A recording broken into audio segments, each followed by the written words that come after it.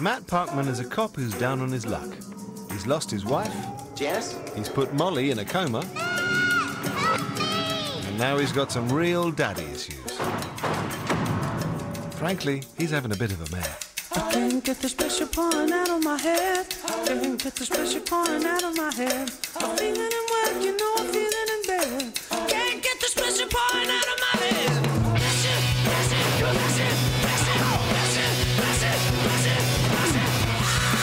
Pressure, pressure, pressure, pressure, pressure.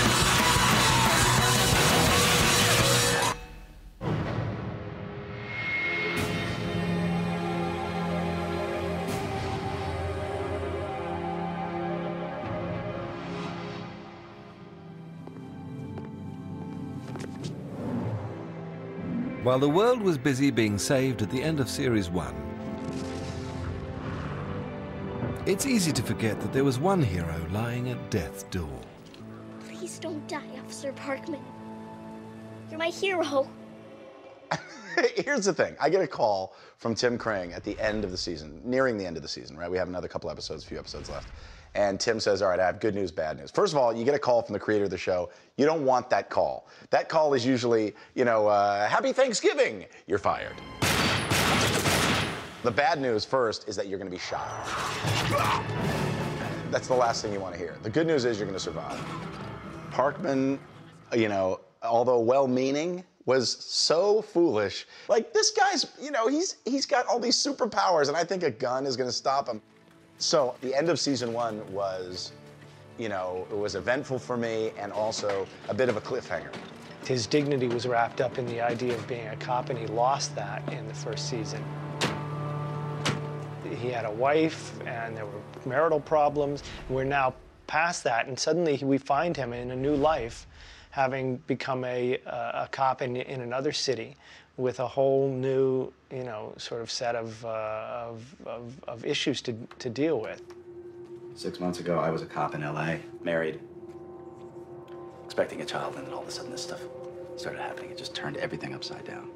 I don't know where my wife is. I don't know what's going on. I don't know truly how all of this has happened to me. I don't know how any of it fits in. I don't know how I'm connected to any of it.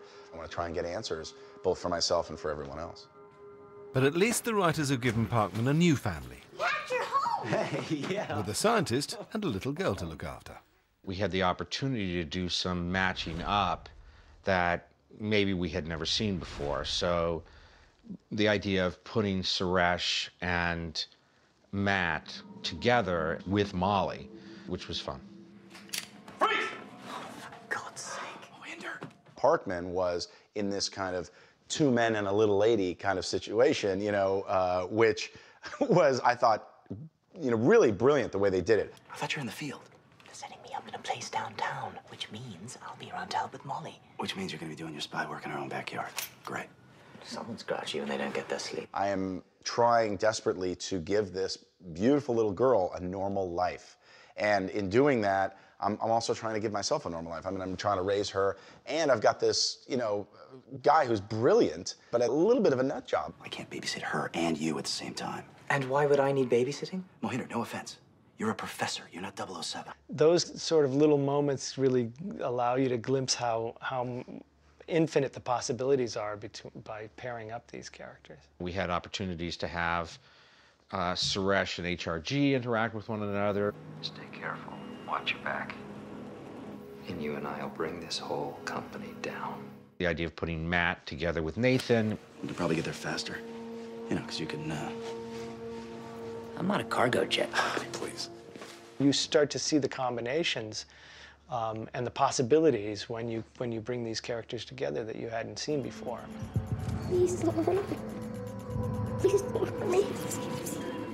But one possibility emerged during the first series that the production team really didn't see coming.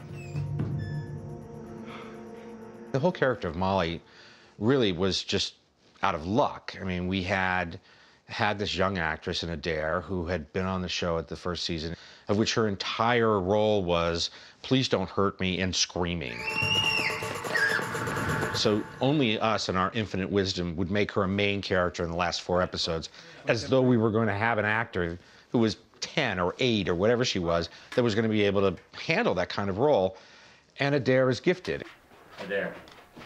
Dr. Suresh, I thought I heard a noise. It's nothing, Molly, okay? Go back to your room. Good girl. We were very lucky to discover Adair. Yeah. She brought a lot to it originally, and we didn't know how big the role would be. They had thought that it was going to be something, but yeah. then it had kind of gone away for a long time. Adair? Yes? I still felt like you're getting